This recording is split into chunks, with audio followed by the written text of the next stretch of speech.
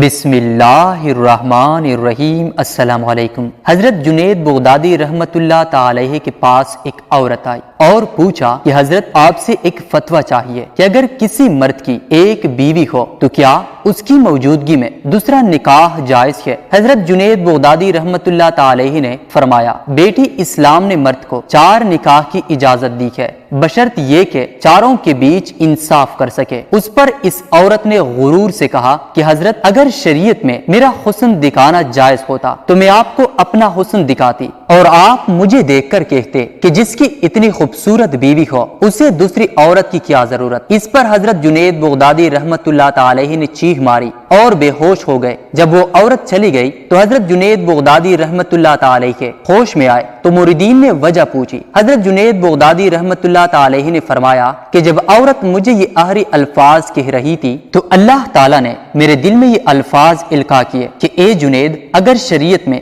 میرا حسن دیکھنا جائز ہوتا تو میں ساری دنیا کو اپنا جلوہ کرواتا تو لوگ بے اختیار کہہ اٹھتے کہ جس کا اتنا خوبصورت اللہ ہو اسے کسی اور کی کیا ضرورت ہے۔ سبحان اللہ۔ تاریخ میں اس قسم کے واقعات بہت ہے۔ حسدین نے سوچا کہ امام ابو حنیفہ رحمت اللہ تعالی کے دامن پر ایسا دبا لگا دیا جائے کہ لوگ بدزن ہو جائے، لہٰذا انہوں نے ایک جوان عمر بیوہ عورت سے رابطہ کیا کہ کسی ہیلے سے امام صاحب کو اپنے گھر بلا، ہم تمہیں اس کے بدلے میں باری رقم ادا کریں گے۔ عورت بیچاری پسلتی بھی جلدی ہے اور پسلاتی بھی جلدی ہے، وہ جان سے میں آ گئی۔ چنانچہ امام ابو حنیفہ رحمت اللہ تعالی ہے جب رات کو گھر جاتے وقت اس عورت کے گھر کے سامنے سے گزرے تو عورت باپردہ ہو کر نکلی اور کہنے لگی، امام ابو حنیفہ، میرا خاوند فوت ہو رہا ہے، وہ کوئی وصیت کرنا چاہتا ہے اور وہ وصیت میری سمجھ میں نہیں آ رہی، خدا کے واسطے آپ وہ سن لیں۔ آپ گھر میں داخل ہوئے، عورت نے دروازہ بند کر دیا، کمروں میں چھپے ہوئے حاسدین باہر آ گئے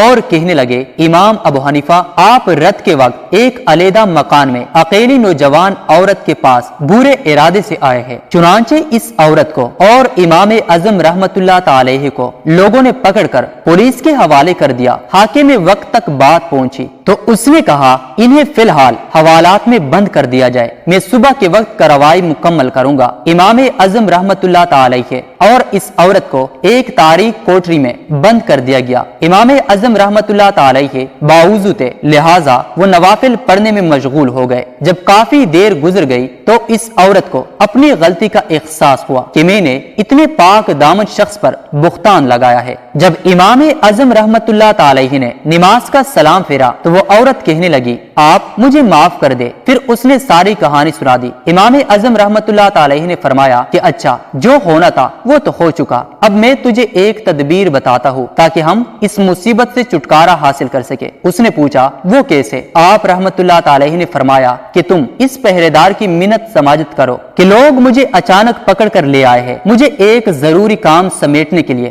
گھر جانا ہے، تم میرے ساتھ چلو تاکہ میں وہ کام کر سکوں۔ پھر جب پہرے دار مان جائے تو میرے گھر چلی جانا اور میری بیوی کو صورتحال بتا دینا تاکہ وہ تمہاری اسی برقعے میں لپیٹ کر یہاں میرے پاس آ جائے۔ عورت نے رو دو کر پولیس والے کا دل موم کر لیا اور یوں امام صاحب کی اہلیہ محترمہ حوالات میں ان کے پاس پہنچ گئی۔ جب صبح ہوئی تو حاکم وقت نے طلب کیا کہ امام اعظم اور اس عورت کو میرے سامنے پیش کیا جائے۔ حاسدین کا جم غفیر موجود تھا۔ جب پیشی ہوئی تو حاکم نے کہا کہ ابو حنیفہ، تم اتنے بڑے عالم ہو کر بھی کبیرہ گناہ کے مرتکب ہوتے ہو۔ امام اعظم نے پوچھا کہ آپ کیا کہنا چاہتے ہیں؟ حاکم نے کہا کہ آپ ایک نامحرم عورت کے ساتھ رات کے وقت ایک مکان میں دے کے گئے ہیں۔ امام صاحب نے فرمایا، وہ نامحرم نہیں ہے۔ حاکم نے پوچھا، وہ کون ہے؟ آپ نے اپنے سسر کی طرف اشارہ کرتے ہوئے فرمایا، ان کو بلاؤ تاکہ شناخت کرے۔ وہ آئے، انہوں نے دیکھا تو فرمانے لگے کہ یہ تو میری بیٹی ہے، میں نے فلاں مہینے میں ان کا نکاح امام ابو حنیفہ سے کر دیا تھا۔ چنانچہ